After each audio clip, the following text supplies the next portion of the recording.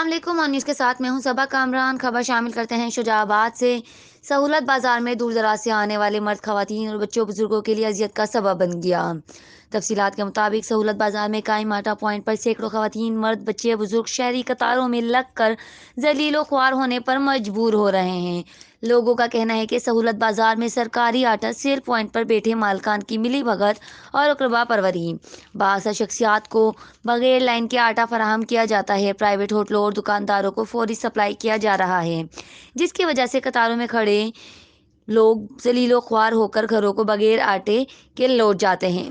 شہریوں نے استدعا کی ہے کہ وزیر اعلیٰ Punjab Sardar Usman Buzdar, commissioner deputy commissioner Multan, assistant commissioner Muhammad Zubair سے سرکاری آٹے کی فراہمی کو عوام میں شفاف طریقے سے یقینی بنایا جائے اور غیر قانونی فروخت کے خلاف کارروائی کر کے ملوث افراد کو سخت سے سخت سزا دی جائے۔ رپورٹ کر رہے ہیں راؤ شکیل آن نیوز شجاع آباد۔